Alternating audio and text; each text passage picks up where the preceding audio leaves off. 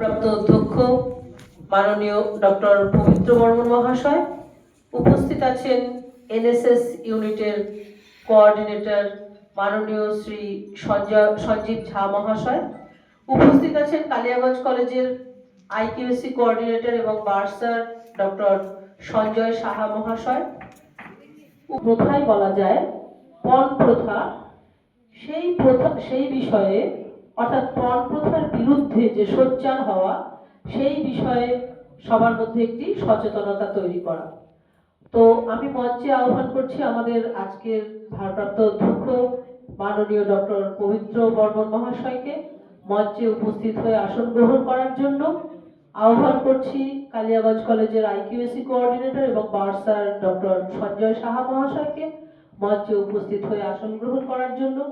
আহ্বান করছি এনএসএস ইউনিটের কর্ণধার মাননীয় শ্রী সঞ্জীব ঝা মহাশয়কে।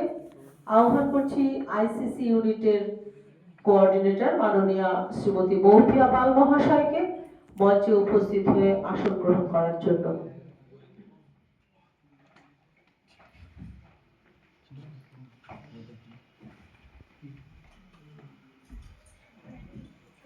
আজকের এই অনুষ্ঠানে আমি আমাদের মাননীয় ভারপ্রাপ্ত অধ্যক্ষ ডক্টর পবিত্র বর্মন দাস মহাশয়ের নাম সভাপতি হিসাবে প্রস্তাব করছি। আমি এই প্রস্তাব সমর্থন করছি। মাননীয় ডক্টর পবিত্র বর্মন মহাশয়, আমরা পণ প্রথা সম্বন্ধে সকলেই কম বেশি জানি। কি জানি? তো জানি, হ্যাঁ কি না? জানো? কেউ কথা বলে না। আচ্ছা, যাই হোক, সে বিষয়ে আলোকপাত হবে। পণ প্রথার অনেক কারণ আছে। তার পণ প্রথা, এই পণ নেওয়ার জন্য যে বিভিন্ন আইনি ব্যবস্থা, যে পণের কি কি ফলশ্রুতি হতে পারে, কত মহিলা আত্মঘাতী হচ্ছে, কত সংসারে ডোমেস্টিক ভায়োলেন্স শুরু হচ্ছে এই পণের জন্য। অর্থাৎ বাপের বাড়ি, মেয়ের বাড়ির, কোণের বাড়ির লোকজনরা যদি পুরুষের বাড়ি অর্থাৎ পাত্রের বাড়িতে যথাযথ পণ না দেয় তাদের ডিমান্ড অনুযায়ী, তাহলে মহিলাদের উপর নানা রকম নির্যাতন, অত্যাচার ইত্যাদি হয়।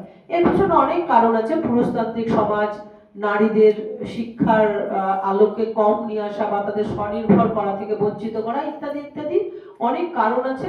এবং সেগুলো যদি ভায়োলেট করে তার এগেইনস্টে অনেক আইনি ব্যবস্থাও আছে। তো তোমাদেরকে এখানে জড়ো করার উদ্দেশ্য একটাই, তোমরা এই বিষয়ে সচেতন হবে এবং তোমাদের পরিবার, সমাজ তাদের মধ্যে এই বার্তা ছড়িয়ে দেবে যে পণ প্রথার বিরুদ্ধে। এই যে আমাদের দেখো পোস্টারটা লেখা আছে, সে নো টু ডাউরি, মানে অর্থাৎ পণের বিরুদ্ধে বলো যে না, আমরা পণ দেবো না। কারণ সমাজে ছেলে মেয়ে সবারই সমান অধিকার, সমান অস্তিত্ব সবই আছে। স্বামীজির একটা খুব কথা আমি অনেকখানেই বলি, এখানেও বলছি, যে উনি বলেছিলেন যে একটা পাখি যেমন একটা ডানা দিয়ে উঠতে পারে না, তেমনি একটা সমাজ শুধু পুরুষ বা শুধু নারী দিয়ে চলতে পারে না। অর্থাৎ একটা সমাজের সার্বিক বিকাশের জন্য নারী পুরুষ উভয়েরই দরকার। তাহলে কেন শুধু কোণের বাড়ির লোকজন পাত্রের বাড়িতে এত পণের বোঝা বইবে, ইত্যাদি ইত্যাদি নানা বিষয়ে আজকে আলোকপাত হবে। তো প্রথমে আমি আহ্বান করছি আজকে আমাদের মধ্যে উপস্থিত কালিয়াগঞ্জ কলেজের আজকে ভারপ্রাপ্ত অধ্যক্ষ ডক্টর পবিত্র বর্মন মহাশয় এই বিষয়ে তোমাদের আলোকপাত করবেন। এবং তোমাদের যদি কোনো প্রশ্ন থেকে থাকে, জানার কিছু থেকে থাকে, তো আমাদের আজকের ভারপ্রাপ্ত অধ্যক্ষ পবিত্র বর্মন মহাশয় উনি আলোকপাত করবেন। যেটা বলার বলছিলাম, তোমাদের যদি কারো কোনো প্রশ্ন থাকে সবার বলার পরে তোমরা নিশ্চয়ই সেই প্রশ্ন করতে পারবে এবং আশা করি তারা উত্তর দেবেন। ধন্যবাদ।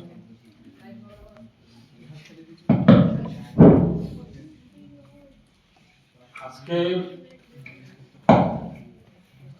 পণ প্রথা বিরোধী আজকে আমাদের যে আলোচনা চক্র বা সচেতনতা শিবিরে উপস্থিত আমাদের সহকর্মীবৃন্দ, শিক্ষাকর্মী বন্ধু এবং ছাত্রছাত্রী, আজকে এই ডাউরি সিস্টেম বা পণ প্রথা, এটা আমরা সেই ঐতিহাসিকভাবে যদি আমরা লক্ষ্য করি যে সুদূর প্রাচীনকাল থেকেই এর সূত্রপাত।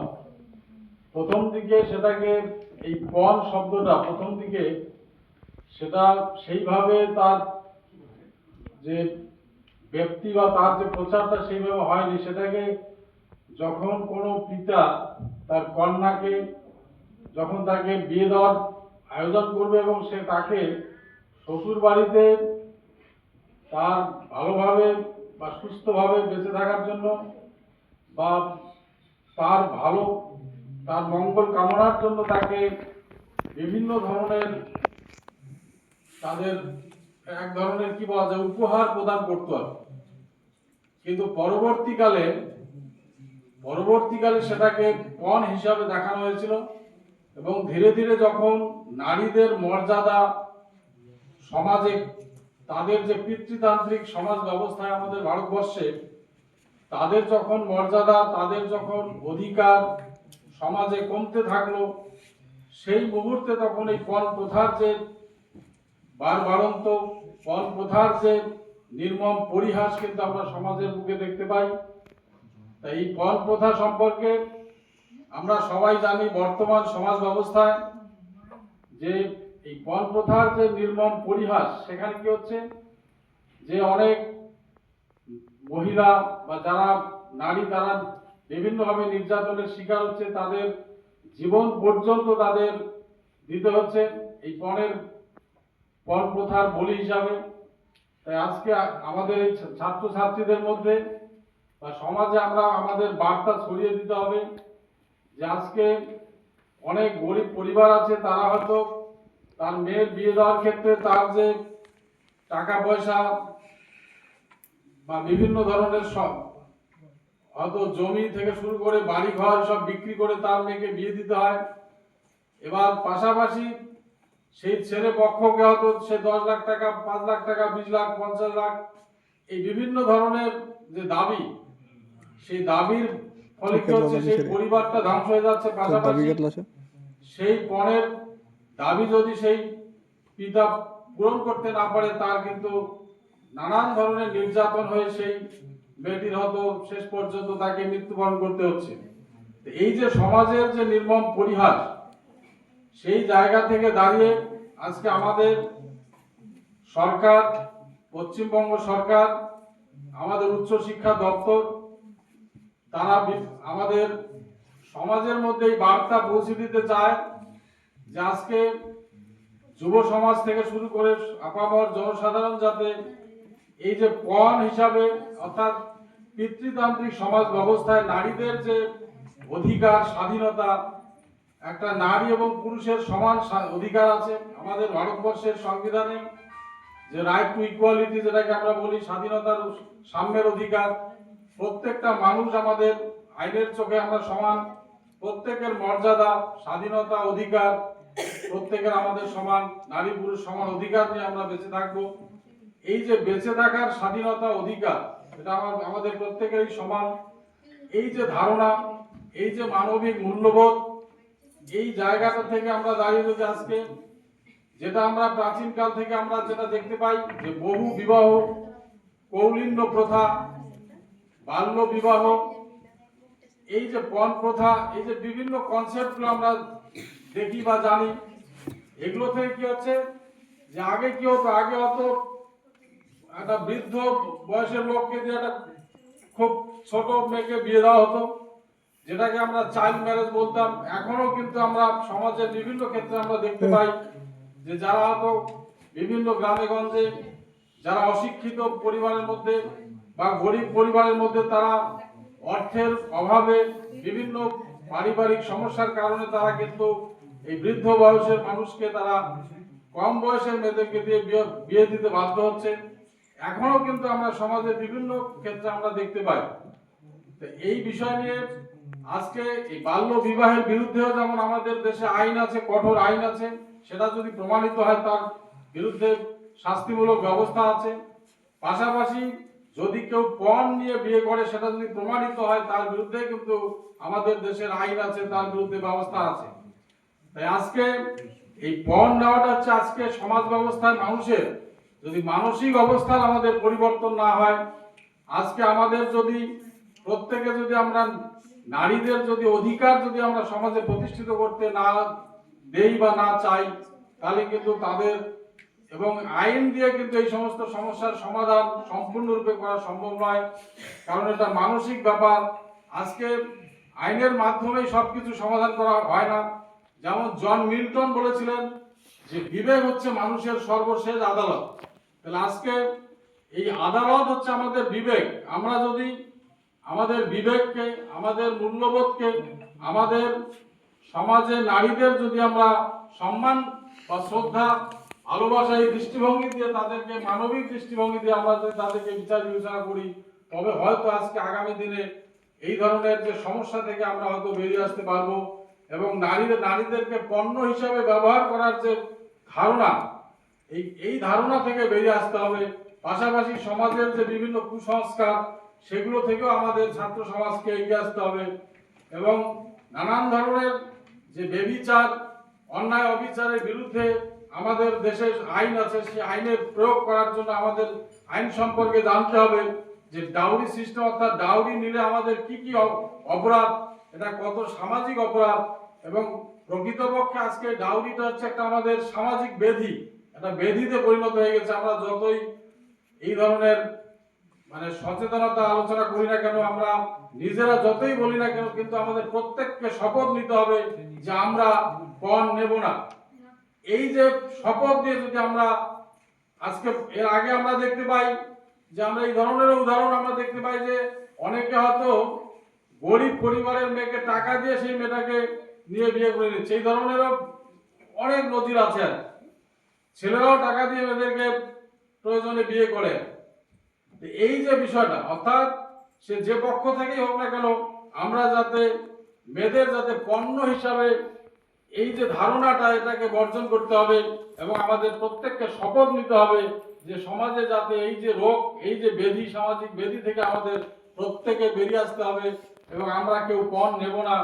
এই অঙ্গীকার করে আমরা আজকের এই আলোচনা সভা, আমার এই সংক্ষিপ্ত বক্তব্য এখানে শেষ করছি। ধন্যবাদ। অসংখ্য ধন্যবাদ ডক্টর পবিত্র বর্মন মহাশয়কে।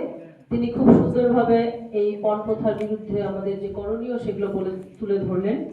উনি একটা কথা বলেন, সেটা খুব ভালো, যেটা হচ্ছে মানুষের বিবেকই সর্বোচ্চ আদালত। অনেক আইন কানুন নিয়ম আছে, কিন্তু শেষ পর্যন্ত নিজের বিবেকের কাছে প্রশ্ন করতে হবে দিন শেষে, যে আমরা কি করছি বা কি করতে চাইছি। সুতরাং পণ যেমন দেব না, পণ তেমন নেবও না। অনেক আইন আছে। 1961 সালে একটা ডাউরি প্রহিবিশন অ্যাক্ট বেরিয়েছিল। তারপরে আমরা কিন্তু এটা সবাই জানি, তোমাদের মধ্যেও জানবে, দেখবে ডোমেস্টিক ভায়োলেন্স হলে, বাড়িতে অত্যাচার হলে বলে না 498 দিয়ে দেবো, তার মানে 498 এও এরকম একটা অ্যাক্ট আছে এই এই ডোমেস্টিক ভায়োলেন্সের এগেইনস্টে। যাই হোক, আলোচনা আমাদের চলছে, আবার আরো আমরা শুনবো। এবারে আমি আহ্বান করছি আমাদের আইকিউএসসি কোঅর্ডিনেটর এবং বার্সার ডক্টর সঞ্জয় শাহ মহাশয়কে এই পণ প্রথা সম্বন্ধে তোমাদের কিছু আলোকপাত করার জন্য।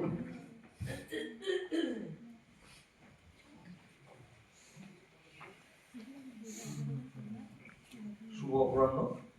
মঞ্চে উপবিষ্ট ভারপ্রাপ্ত অধ্যক্ষ, বর্ষীয়ান শিক্ষক এবং আইসিসি কোঅর্ডিনেটর এবং ন্যাক কোঅর্ডিনেটর এবং আমার সামনে উপবিষ্ট আমার সহকর্মী এবং আমার শ্রেণীর ছাত্রছাত্রীরা, ভারপ্রাপ্ত অধ্যক্ষ অত্যন্ত বিস্তারিতভাবেই তোমাদেরকে এই যে পণ প্রথা বা তার যে প্রভাব সমাজে, সেই সম্পর্কে বিস্তারিত বললেন। আমি শুধু সংযোজন করব যে তোমরা যারা আজকে ছেলেমেয়েরা এখানে উপস্থিত আছো, তোমাদের কাছে একটাই বার্তা, তোমরা ভালো করে পড়াশোনা শেখো, বই পড়ো, এবং এখন তো তোমাদের হাতে হাতে মোবাইল আছে, মোবাইলটাকে জানার কাজে ব্যবহার করো। নিজেকে জানো, নিজেকে শক্তিশালী করো। তুমি যদি নিজেকে জানো, একটা মানুষ যদি নিজেকে পরিপূর্ণভাবে জানতে পারে যে আমি কি বা আমার কতটুকু ক্ষমতা আছে, তুমি যদি নিজেকে শিক্ষিত করে সমাজে প্রতিষ্ঠিত করো এবং নিজে স্বয়ং সম্পূর্ণ হও, কি ছেলে কিংবা মেয়ে, যে আমি স্বয়ং সম্পূর্ণ, আমি কারো প্রতি নির্ভরশীল হব না, অন্তত আমার ব্যাপারে, তাহলে দেখবে যে এই যে সামাজিক যে ব্যাধিগুলো বা সামাজিক যে এই সমস্ত সমস্যাগুলো, এগুলো অনেকটা সমাধান হয়ে গেছে। জেনারেলি এই সমস্যাগুলো কি হয়, এগুলো দারিদ্র স্তর থেকে শুরু করে সমাজের উঁচু স্তর পর্যন্ত সব জায়গাতেই এগুলো বিরাজমান। শুধু যে সাক্ষরতার বা নিরক্ষরতার জন্য এটা আছে সেটা নয়, এটা সমস্ত স্তরেই বিদ্যমান আছে। খুব উঁচু ফ্যামিলিতে গিয়ে দেখবা যে এরকম সে হয়তো বিরাট বড় একটা কিছু বিজনেস করবে, অমুক করবে, তমুক করবে, এবং খবরের কাগজে একদিন অন্তর অন্তরই দেখা যায় যে ওই স্টেটে বা অমুক স্টেটে বা অমুক জায়গায় কোনো একটি মেয়ে হয়তো এই সমস্যার জন্য তার নিজের প্রাণটাকে শেষ করে দিয়েছে। এই সমস্ত দুর্ভাগ্যজনক সমস্ত খবর দেখতে হয়। তো সেই জন্য সমাজে কি হয়, ছেলে এবং মেয়ে উভয়েরই যে মানসিকতা সেটা তোমাদের চেঞ্জ করতে হবে। ছেলেদেরও নিজেদেরকে স্বাবলম্বী হতে হবে যে আমি অপরের উপর নির্ভরশীল হবো না, এবং তার সাথে মেয়েদেরকেও নিজেকে জানতে হবে যে আমি আমার ক্ষমতা কতটুকু, আমি কতটুকু করতে পারি। আমি যদি নিজেকে স্বয়ং সম্পূর্ণ করতে পারি, আমি যদি সমাজে নিজের যে অবদান সেটা আমি রাখতে পারি, তাহলে কিন্তু আমার উপর কেউ এসে খবরদারি করতে পারবে না। তার সাথে সাথে আজকে তোমাদের যারা বাবা মা আছেন, তারা কিছুটা আগেকার যুগের লোক, তাদের মধ্যে একটা ধারণা থাকে, সেটা তাদের আবার পূর্বপুরুষ থেকে এসছে, যে এইরকম না হলে বোধহয় সংসারটা ঠিক হবে না, সমাজটা ঠিক মতো চলবে না। তাদেরকে সেটা বোঝাতে হবে। আমরা জানি যে আমাদের পশ্চিমবঙ্গ সরকার কন্যাশ্রী বলে যে প্রকল্পটা চালু করেছে, কন্যাশ্রী, রূপশ্রী, এই সমস্ত প্রকল্পগুলো চালু করেছে কিন্তু এই যে সমস্যাগুলো, এই সমস্যাগুলো থেকে সুরাহা পাওয়ার জন্য। এবং আমি দেখি মাঝে মাঝে পেপারে কন্যাশ্রী মেয়েরা কোথাও গিয়ে কোনো একটা যে অপরিণত যে বিয়ে হচ্ছে, কোনো একটা মেয়ের বয়স হয়তো 18 বছর হয়নি, তার আগে তাকে হয়তো কোনো বাবা মা বাধ্য হয়ে বিয়ে দিতে আয়োজন করেছে, সেটা গিয়ে ঠেকিয়ে দিচ্ছে। ওরে খবরগুলো খুব ভালো লাগে, তারা পুলিশকে নিয়ে, বিডিওকে নিয়ে গিয়ে সেই বিয়েটা আটকে দিচ্ছে। তো তোমাদেরকেও সেই, আমি এখানে যারা আজকে উপস্থিত আছো এবং তোমাদের মাধ্যমে সেই বার্তাটা তোমাদের বন্ধু বান্ধব বা তোমাদের আশেপাশে যারা আছে তাদের মধ্যে দিতে চাই, ছেলে বা মেয়ে তোমরা আগে নিজেদেরকে জানো, পড়াশোনা করো। দেখবে তোমাদের যে পাঠ্যপুস্তকগুলো সেগুলো এমন ভাবে তাদের সিলেবাস গুলো করা হয়েছে যাতে ছেলে মেয়েরা নিজেকে জানতে পারে ছোট থেকে। কিন্তু যখন একটা ছেলে বা মেয়ে ক্লাস 4 থেকে 5-এ ওঠে, তখন থেকেই সমস্ত সিলেবাস গুলোকে এমন ভাবে ডিজাইন করা হয় যাতে তোমরা নিজেদেরকে জানতে পারো। বিজ্ঞান বিষয়ক বইগুলো, সমাজ বিজ্ঞান বিষয়ক বইগুলো, যাতে ছেলে মেয়েরা নিজেদের সম্পর্কে জানতে পারে।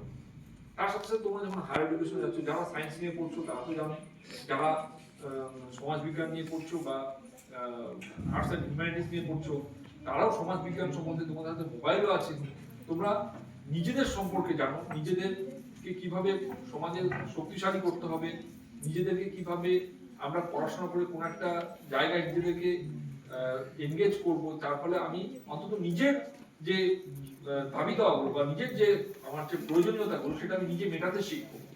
যখন এই সমস্যাগুলো মিটে যাবে তখন দেখবে এই প্রবলেমগুলো অনেক কমে গেছে। সমাজ থেকে সম্পূর্ণভাবে নির্মূল হওয়া খুব মুশকিল, কারণ আমাদের এত পপুলেশন, সমস্ত পরিবারে সব রকম সুযোগ সুবিধা থাকে না। কিন্তু আজকের জেনারেশন যা ছাত্রছাত্রী আছো, তোমরা যদি সচেতন হও, তোমরা যদি নিজেরা স্ট্রং হও এবং সরকারের যে প্রকল্পগুলো আছে, কন্যাশ্রী এবং রূপশ্রী, এই যে প্রকল্পগুলো, এই প্রকল্পগুলোর যদি সুবিধা তোমরা নিতে পারো, তার সাথে সাথে বাড়ির মানুষকে যদি তোমরা কনভিন্স করতে পারো যে না, আমার এখনো নিজেকে জানার বাকি আছে, আমার এখনো পড়াশোনা করার বাকি আছে, আমি আগে নিজেকে স্বয়ং সম্পূর্ণ করবো, তবে আমি ফার্দার একটা ডিসিশন নেব, ছেলে এবং মেয়ে, তাহলেই দেখবে এই সমস্যাগুলো আসবে না, অনেক কমে যাবে।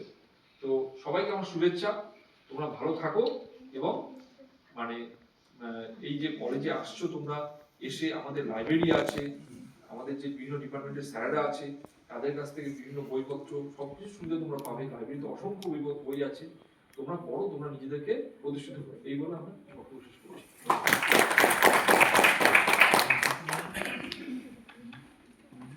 অসংখ্য ধন্যবাদ ডক্টর সাহাকে।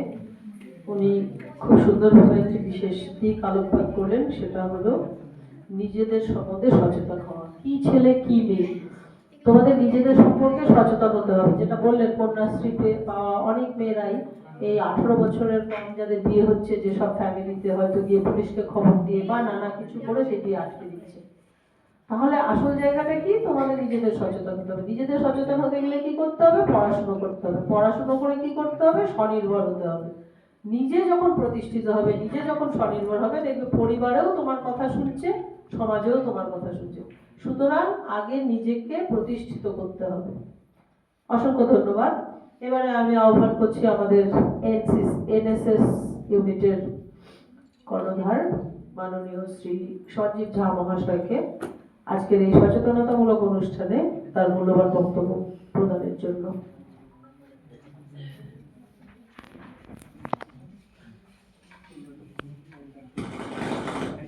मंच उपविष्ट आज के भारप्राप्त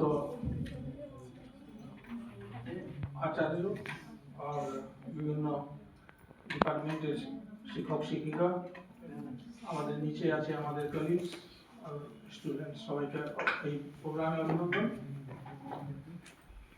একটা গল্প দিয়ে শুরু করি, মানে বুঝতে ভালো লাগবে। এটা এত সুন্দর প্রোগ্রাম, সবাইকে আসলে একটু ভালো লাগতো। একটা ছেলে খুব পড়াশোনা করছে, আর এটা ঘটনা, গল্প না, এটা ঘটনা। তারপরে সে চাকরির জন্য নিজের ঘর বাড়ি সব বিক্রি করে দিল, হাই স্কুলে চাকরি নিল। আমরা জিজ্ঞেস করলাম, তুমি এরকম করো কেন? বুঝিস না এরপরে আমার চাকরি করবো, ভালো বিয়ে হবে, সেখান থেকে ডরিয়ে দিব, আর সেটা নিয়ে আবার ঘর বাড়ি কিনে সব জায়গায় যাবো কিনে। তাই হলো, চাকরি হলো, ওর বিয়ে হলো, ভালো ডরি হয়েছে। যত জমি টমি বিক্রি করেছিল সব কেনার জন্য প্রস্তুত হলো, একটা বাড়ি নিত রায়গঞ্জে টাউনে। কিন্তু তখন বউ বললো, তার করবি কি? আবার বলছি এইসব আমার নামে করতে হবে। বললো যে এই তো সোনার মুরগি আছে, সারা জীবনে পাবো। প্রথমে বার এত দিয়ে দিল যে আমরা ভাবতেও পারি না। ঠিক আছে, সব নিয়ে নিল। তারপর ওর ফ্ল্যাট বা জমি নিয়ে বাড়ি করলো, তারপরে অনেক কিছু দিল, সব ওর নাম। এবার প্রথম কাজে মেয়েটা কি শুরু করলো, যে তার মা বাবাকে তাড়িয়ে দিল বাড়ি থেকে। আর ওই ছেলের এমন অবস্থা হলো যে লাস্টে ডিভোর্সই হলো, তাকে জেলও খাটলো। এই হচ্ছে ঘটনা। এবার এখানে দুইটা পার্ট আছে। প্রথম হচ্ছে যে ডরি নিলে কি হয়, বিয়ের যে রিলেশনটা কিভাবে হয়। দেখো, বিয়ে সমকক্ষ থাকলে সেটা ঠিকই, সেখানে কোনো ঝামেলা দেওয়া হয় না। কিন্তু এই যে ডরি সিস্টেম দিলে কি হয়, সে মেয়ে যদি একটু গরিব ফ্যামিলি থাকে, ওই রকমই কম পড়াশোনাও যদি থাকে, তার মা বাবার টাকা দিয়ে একটা ভালো তার জন্য হাজব্যান্ড একটা কিনে দিল। এইবার ছেলে ভাবছে যে আমি তো বড় অফিসার, ওই যে আমার যে বউ আছে যাকে নিয়ে আসলাম, সে আমার কথা শুনবে। এবার ও কি করছে, মেয়েটা যে বলছে যে আমি তো টাকা দিয়ে তোকে কিনছি। এই যে প্রেমের বিবাহ, সেইখান থেকে শুরু হয় ডোমেস্টিক ভায়োলেন্স। আর এইসব নিয়েই আজকে এই সেমিনার। দেখা গেল প্রথমে বাল্য বিবাহ একটা সমস্যা ছিল, তারপরে এই টাকা পয়সা নিয়ে বিয়ে হতো, তো অনেক সমস্যা ছিল এটা নিয়ে।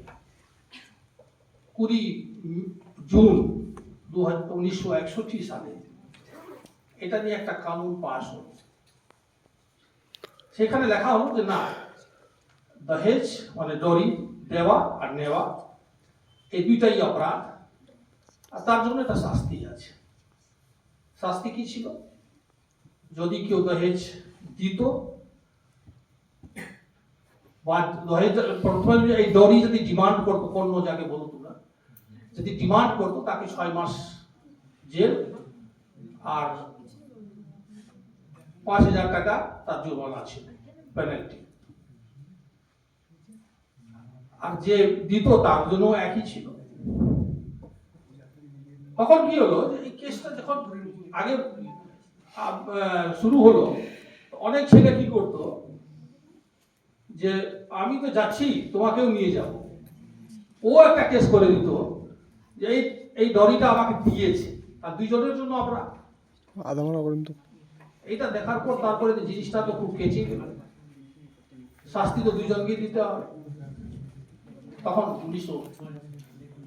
86 সালে 84 থেকে শুরু হলো, বললো যে না, যে দিচ্ছে তার মোটিভটা জানতে হবে, তার উপরে এটা চার্জেবল হবে না। তাহলে কি করতে হবে? তাহলে তাকে উঠিয়ে দাও। এখন ছেলেদেরকে যে নিচ্ছে, এখন তাকে শাস্তি দাও। তার শাস্তি শুরু 3 বছরের জেল আর 15,000 মিনিমাম তার পেনাল্টি ছিল, বা যত পণ্য দিয়েছে এই দুইটার মধ্যে যে ম্যাক্সিমাম থাকবে সেটাই চার্জেবল হবে। এই পণ্য নেওয়ার পর যখন সিচুয়েশন শুরু হলো, তারপরে সব থেকে মারাত্মক বিষয় শুরু হলো, যেটা হলো ডোমেস্টিক ভায়োলেন্স। মেয়েদেরকে পুড়িয়ে মেরে ফেলতো, বা তাকে এত টর্চার করতো যে সুসাইড করার জন্য সে প্রস্তুত হয়ে যেত। তখন চালু হলো 498A। সেইখানে ছিল যে মিনিমাম 7 বছরের, আর সেটা লাইফ টাইম পর্যন্ত হতে পারে, ওইটা জেল হেফাজত। আর পেনাল্টি যেটা আছে সেটা মিনিমাম 10,000 থেকে শুরু করে উপরে 1.5 লাখ পর্যন্ত তখন পেনাল্টি এটা করা। এইবার আবার একটা খেলা শুরু হয়ে গেছে। মেয়েরা ছেলেদেরকে তারপরে ব্ল্যাকমেল করাটা শুরু করে। ধরো যেটা কাজের জন্য সকালে চা খাবো, ওয়াইফকে বললো যাই একটু চা করো, একটু বলো আমি করবো না, এটা নিয়ে ঝামেলা শুরু হলো, একটু হাতাহাতি হলো, বাস তার উপরে একটা 498 কেস।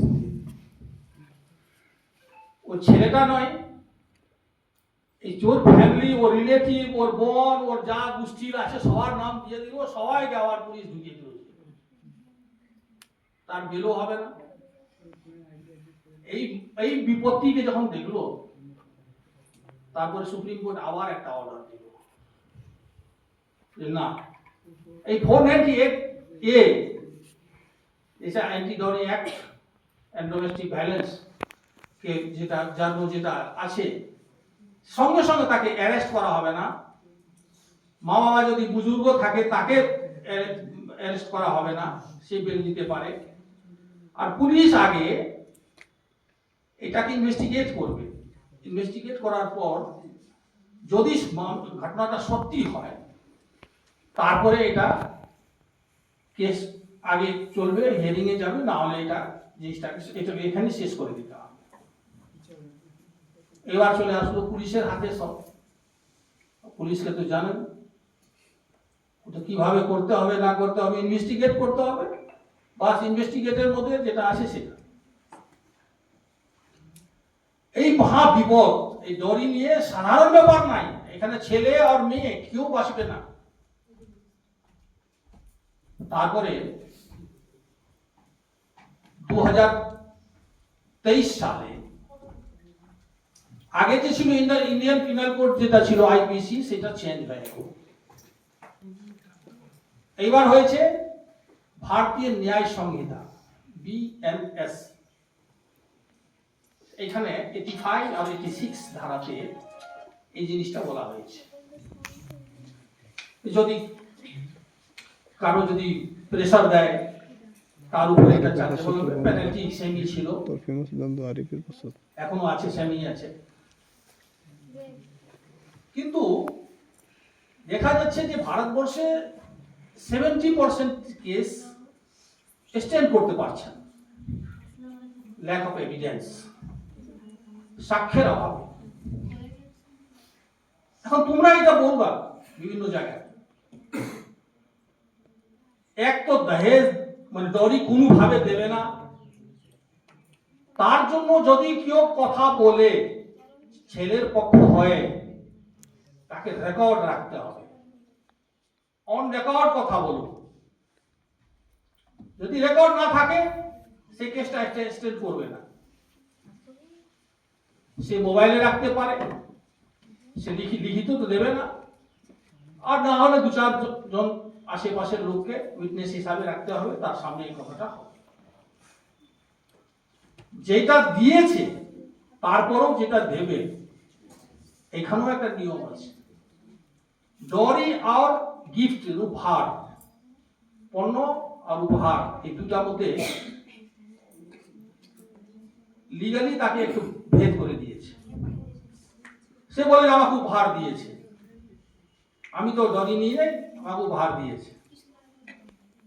তারও নিয়ম আছে, 3 মাসের ভিতর টোটাল যা নিয়েছে সেই মেয়ের নামে করে দিতে হবে। যদি সেটা না করে সেটা অফেন্সিভ হয়ে যাবে। এইটা করেছে কিনা এটা তোমাদেরকে লক্ষ্য রাখতে হবে। সেকেন্ড হচ্ছে যে কখনো মিথ্যা অভিযোগ করাটা উচিত না। একটা পরিবারের জন্য ভারতবর্ষে প্রত্যেক বছর 1,30,000 1,40,000 কেস হচ্ছে, তার মধ্যে 5 থেকে 7% স্ট্যান্ড করে। কেন? সে ম্যাক্সিমাম মিথ্যা থাকে, যার জন্য কি হচ্ছে, রিয়েল যে 7,000 8,000 প্রত্যেক বছর যে মারা যায়, যাকে পুড়িয়ে মেরে দেয় या সুসাইড করার জন্য তাকে এত মেন্টাল টর্চার করে, ইকোনমিক্যাল টর্চার করে, ফিজিক্যাল টর্চার করে যে সে সুসাইড করে নেয়, তার উপরে এই ইফেক্টটা করে। মিথ্যা করার দরকার নেই। সত্যি যেটা আছে, একটা যে রোগ, একটা যে অভিশাপ আমার সমাজে, এই পণ্যটা নেওয়াটা দেওয়াটা, তাকে আমরা আছি যে আমরা নতুন প্রজন্মের ছেলে মেয়ে, আমরা ওকে কোনভাবে সমাজ থেকে দূর করব, উন্মূলন করব, এইটা নিয়ে আমাদেরকে ভাবতে হবে।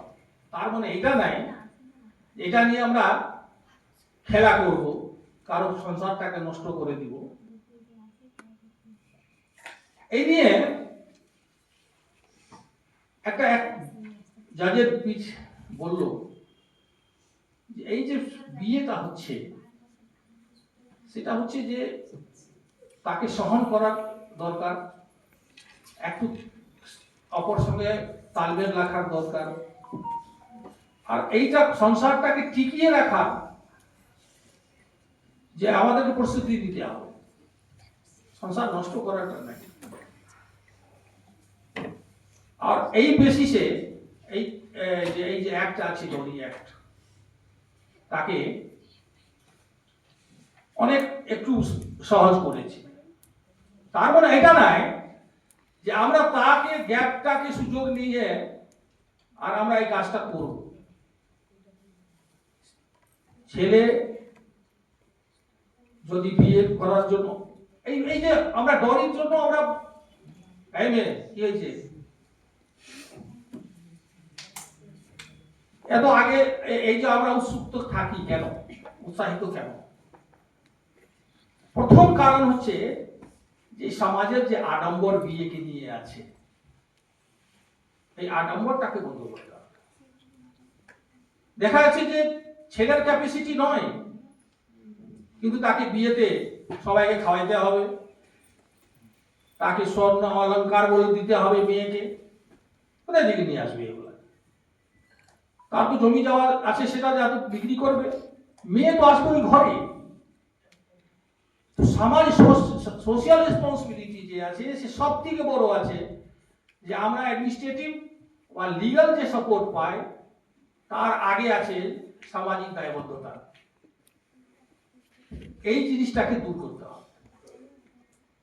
কখনো ছেলে কেড়ে নেওয়ার জন্য যদি আমরা প্রস্তুত হয়, সেই সংসার টিকে না, টিকবেও না। তো বুঝা গেল এই যে ডরি সিস্টেমটা সব দিক দিয়ে বাজে। ছেলের ফ্যামিলি হোক বা মেয়ের ফ্যামিলি হোক, সবাই এটা নিয়ে এখন পাগলের মতন আছে। আর সব থেকে বড় আছে যে এখন যে বিয়ে হয়, কেউ শিওর থাকে না যে সে সংসারটা টিকবে কিনা। সবার ভাইভাইতে ঝামেলা হবে, তার মেন কারণ আছে এইটাই। যদি এটা না থাকে, সে তার ইমোশনালি অ্যাটাচ হয়ে বা তার অন্য যদি যেগুলা বৈশিষ্ট্যগুলো আছে, তার যে গুণ আছে, সেটাকে সামনে রেখে যদি বিয়ে হয়, তাহলে সমস্যাই আসবে না। পুলিশকে অনেক ক্ষমতাটাকে লঘু করে দিয়েছে, কিন্তু তারপরেও কানুন কারো ছাড়ে না, এই মাথা রাখতে হবে। এখন মেয়েদেরকে বলবো যে বিয়ে যদি হয়, তোমরা যা উপহার হয়,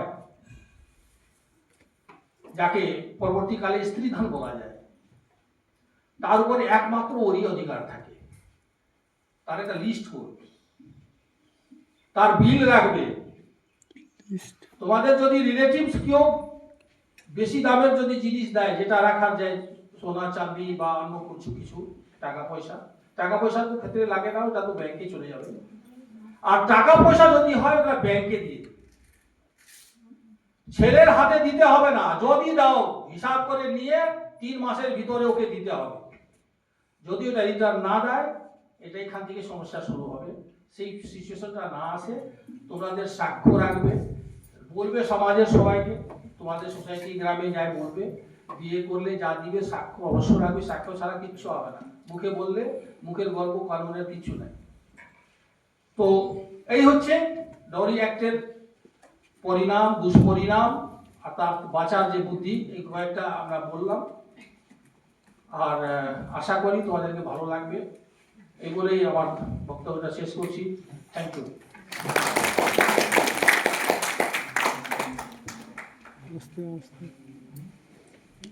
অসংখ্য ধন্যবাদ মাননীয় সঞ্জীব ঝা মহাশয়কে। উনি অনেক বিস্তৃতভাবে ইলাবোরেটলি এই ডাউরি বিষয়ে তোমাদেরকে আলোকপাত করেছেন, যে ডাউরি নিলে কি কি তার পরিণাম হতে পারে, তার প্রভাব কিভাবে পড়তে পারে শ্বশুর বাড়িতে হোক বা সমাজে হোক, সে বিষয়ে। এবারে আমি আহ্বান করছি আমাদের আইসিসি কোঅর্ডিনেটর মাননীয় মৌমিতা পাল মহাশয়কে এই বিষয়ে কিছু বলার জন্য। তার আগে একটা কথা বলার, আসলে আজকের এই প্রোগ্রামটা তোমাদের একটা অ্যাওয়ারনেস প্রোগ্রাম, সচেতন করার প্রোগ্রাম। যদিও আমাদের ভারপ্রাপ্ত অধ্যক্ষ বলেছেন সেই প্রাগৈতিহাসিক যুগ থেকে এই পণ চলে আসছে।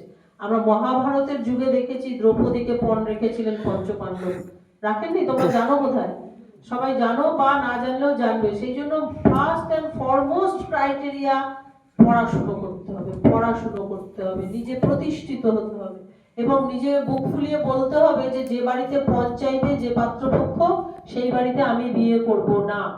এবং ছেলেদেরও বুক ফুলিয়ে থাকতে হবে যে আমি অন্যের কৃপা ভিক্ষা নিয়ে কোনো মেয়েকে বিয়ে করে নিয়ে আসবো না, আমি নিজে যেটুকু পারবো তাতেই আমাদের সংসার চলবে। এই স্টেবিলিটিটা আনতে হবে, এই প্রতিজ্ঞাটা আনতে হবে, এই রেজলিউশনটা নিতে হবে। তাহলেই এই যে তোমাদেরকে ডেকে আজকের এই সচেতনতামূলক নামক যে প্রোগ্রাম হচ্ছে তার সার্থকতা হবে। আদারওয়াইজ তোমরা শুনবে, দুটো ছবি তুলবে, ভিডিও করবে, বাড়ি চলে যাবে, সব শেষ। সুতরাং মনে মনে এই যে যুবকদের মধ্যে একটা তেজ, যেটা স্বামীজি বারবার তোমাদের মধ্যে যে আগুনটা দেখেছে, তো আমরা বুড়ো হয়ে গেছি, আমাদের আর সেই তেজের এখন আর সময় নেই। তোমাদের মধ্যে সেই স্টেবিলিটিটা থাকতে হবে যে আমার জন্য যে পণ চাইবে যে শ্বশুরবাড়ি, আমি সেখানে বিয়ে করব না, আমি কোন অংশে ফেলনা আছি। ঠিক ছেলেদেরও সেই বলতে হবে যে অন্যের বাপের দেওয়া ভিক্ষা, আলনা আলমারি, ড্রেসিং টেবিল নিয়ে আমি ফুটনি করব না, আমার যেটুকু নিজের সামর্থ্য আছে আমি সেটা দিয়ে করবো। এই প্রতিজ্ঞাটা করতে হবে। হবে কি? হ্যাঁ কি না? আচ্ছা, যেটা বলার, এই যে আজকে উচ্চশিক্ষা দপ্তরের নির্দেশে এই অনুষ্ঠানটা করা, যদিও এটা অনেক আগের আমাদের ব্যাধি, সামাজিক ব্যাধি, তো তোমাদের এখানে একটু অ্যাটেন্ডেন্স দিতে হবে। আমি এখানে লিখে দিয়েছি name of the students, semester, আর তার পাশে সিগনেচার, এখানে সিরিয়াল নাম্বার দিয়ে দিয়েছি। তোমরা এটাতে একটু সই করে দিও, মানে সবাই নামটা আর সিগনেচারটা করে দিও, সেমিস্টারটা লিখে দিও, এটা আমাদের পাঠাতে হবে।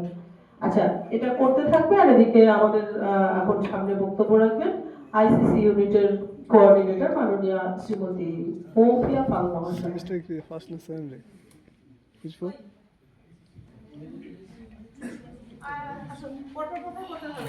সকলকে শুভ অপরাহ্ন শুভেচ্ছা জানাই। এখন বর্তমানে আমাদের মঞ্চে উপবিষ্ট ভারপ্রাপ্ত অধ্যক্ষ মহাশয়, আমার সহকর্মীরা, মঞ্চের সামনে উপবিষ্ট আমার সহকর্মীরা এবং আমার স্নেহের ছাত্রছাত্রীদের উদ্দেশ্যে কিছু কথা বলার। আইসিসি বা ইন্টারনাল কমপ্লেক্স কমিটি আমাদের কলেজে এটা আছে। তো আমাদের আজকের যে মূল আলোচনাটা হচ্ছে সেটা মেনলি উচ্চশিক্ষা দপ্তর থেকে একটা আমাদের সার্কুলার জারি করা হয়েছে যে অনুষ্ঠানটা করে তার রিপোর্ট পাঠাতে হবে। কিন্তু অনুষ্ঠানটা করার শুরুতে আমরা যেটা যখন জানতে পারলাম তখন আমরা কিন্তু এটা আক্ষরিক অর্থে কতটা যুক্তি আছে যে আজকের দিনে দাঁড়িয়ে আমাদেরকে এই অনুষ্ঠানটা করতে হচ্ছে সেটা অবশ্যই যৌক্তিক, না হলে সরকার থেকে এরকম কোনো প্রচেষ্টা করা হতো না।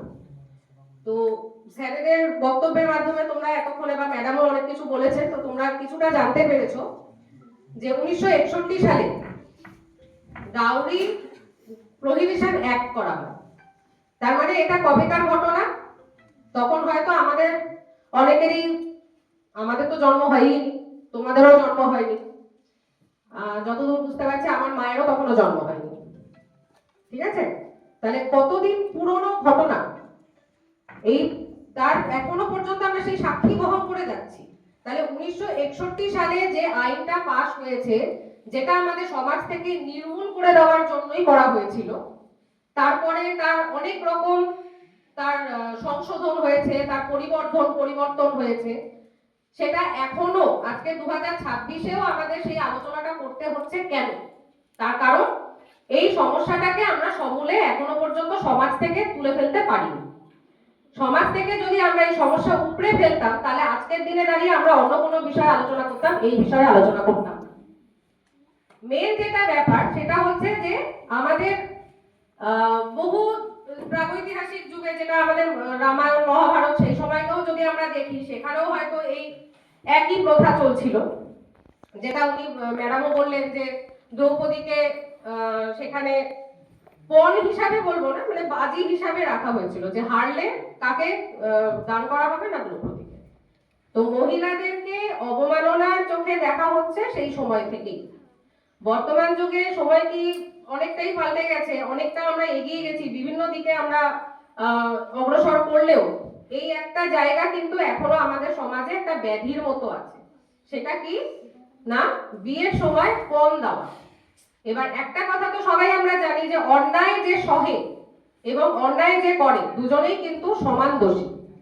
যে পণ দিচ্ছে সে যতটা দোষী, যে পণ নিচ্ছে সেও ততটাই দোষী। তাহলে আমাদের দুদিক থেকে কাজটা করতে হবে। এক নম্বর কি, আমরা দেবই না, দিলে তবে তো নেওয়া, তেমনি উল্টো চাইলে তবে দেওয়া, তাই তো?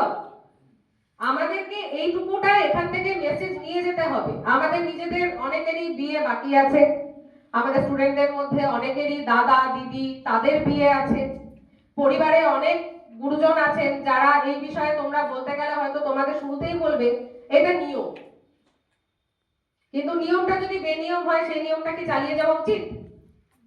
উচিত নয়। তোমাদের যুক্তি কি বলছে? নিয়ম যেটা ভালোর জন্য সেটা অবশ্যই আমাদের মেনে নেওয়া উচিত, কিন্তু যখনই আমরা দেখবো যে এটা তো ভবিষ্যতে আমাদের ক্ষতি করবে, তখনই কিন্তু আমাদের একটু হলেও বিরোধ করা উচিত। এবার সবসময় সত্যি কথা বলতে কি, আজকের দিনে তোমাদের পাশে যদি তোমাদের বাবা মায়েরাও থাকতেন, তাহলে হয়তো আমাদের এই প্রোগ্রামটা করার সার্থকতা আরো বাড়ত। তো মেন যেটা ব্যাপার সেটা হচ্ছে যে এখন বিভিন্ন রকম ভাবে ডাউরি বলতে যেটাকে বলে যৌতুক, দহেজ, পণ, এটা বিভিন্ন রকম ভাবে কিন্তু চাওয়া হয়। কিরকম বলি, আগে যেমন ছিল পুরো লিস্ট হতো, মানে আমি অনেক ইতিহাসে মানে ঐতিহাসিক কিছু যেটা বলবো যে উপন্যাস বা যাই বলো না কেন, সেখান থেকে পড়েছি বা আমি অনেকের কাছে শুনেওছি। লিস্ট হতো 1 নম্বর 2 নম্বর 3 নম্বর 4 নম্বর করে, সেই লিস্ট মেয়ের বাড়িতে পৌঁছাতো, তার মধ্যে কি কি দিতে হবে সেই জিনিসটা তারা ছেলের বাড়ি থেকে পাঠিয়ে দিত। সেই লিস্ট অনুযায়ী তারা আবার মিলিয়ে জিনিস দেখে নিত। তার মানে একটা বিয়ে হচ্ছে, তার অন্যতম শর্ত হচ্ছে এই লিস্টের মধ্যে যা যা লেখা আছে সেই জিনিসগুলো ছেলের বাড়িতে পৌঁছাতে হবে। সেটা সামর্থ্য মেয়ের বাড়ির থাকুক না থাকুক সেটা তারা দেখবে না, তাদের এই জিনিসগুলো চাই। এবার কি হচ্ছে না, বিয়ের আসরে দেখা যাচ্ছে যে অনেক কিছুই, ধরো নগদ টাকা দিতে হবে, এত টাকা নগদ লাগবে, এত ভরি সোনা লাগবে, এই সব ফার্নিচার লাগবে। আরেকটা জিনিস আছে প্রণামীর নাম করে বাড়ির লোকেদের জন্য দেখবে অনেকেই অনেক কিছু ডিমান্ড থাকে। তো কোনো জিনিস আমরা ভালোবেসে দিতেই পারি, আমরা কাউকে যখন উপহার দিচ্ছি তখন আমাদের কিন্তু সেই বাধ্যবাধকতা থাকছে না, কিন্তু যখনই এই যৌতুক, দহেজ, পণ এইসবের ব্যাপার আসছে, ডাউরি যেটাকে বলছে, তখন কিন্তু একটা কম্পালশন চলে আসছে, না এটা দিতে হবে। যে মুহূর্তে মেয়ের বাড়ির লোকজন হয়তো এটাকে দিতে পারলো না, যারা দিয়ে দিল তারা কিন্তু অন্যায় করলো, তারা দিয়ে দিল। যে মুহূর্তে দিতে পারলো না, বিয়ের আসরে দেখা যাচ্ছে বিয়ে ক্যান্সেল হয়ে যাচ্ছে, ছেলের বাড়ির লোকজন বলছে আমরা ছেলেকে নিয়ে চলে যাচ্ছি, এই বিয়ে হবে না যতক্ষণ না এগুলো মেটানো হবে। আরেকটা পদ্ধতি কি হতে পারে, বিয়ে হয়ে যাচ্ছে, মেয়ের বাড়ির লোকজন অনেক মানে কাকুতি মিনতি করে বললো যে আমরা আপাতত আপনার বিয়েটা আটকাবে না, বিয়েটা হয়ে যাক, পরে আমরা দিয়ে দেব। কোনো কারণে পরে সেটা পরে হতে হতে অনেকটাই পর হয়ে যায়। তখন কি হয়, তখন যে বাড়িতে যে মেয়েটি গেল সেখানে মেয়েটির উপর টর্চার শুরু করে যে এই জিনিসগুলো দেওয়ার কথা ছিল, দিল না, সুতরাং তোমাকে যে করে হোক তোমার বাড়ি থেকে এই জিনিসগুলো আনতে হবে, আনতে না পারলে তার উপরে physical torture, mental torture, emotional torture, বিভিন্ন রকম ভাবে তাকে টর্চার করা হতো। যে জিনিসটা আমাদের সমাজের জন্য ভীষণই খারাপ, কারণ সমাজের একটা শ্রেণীকে দেখা যাচ্ছে মানে লাগাতার নিপীড়িত হতে, শোষিত হতে, সেই জিনিসটাকে আটকাতে হবে। এবার আরেকটা জিনিস হচ্ছে, ধরো আমরা আমাদের আলোচনা মানে পূর্ববর্তী বক্তাদের আলোচনায় যেটা বুঝলাম, শুধুমাত্র যে এটা নিম্ন শ্রেণীর মানুষের ক্ষেত্রে হচ্ছে, অশিক্ষিত মানুষের ক্ষেত্রে হচ্ছে তা কিন্তু নয়।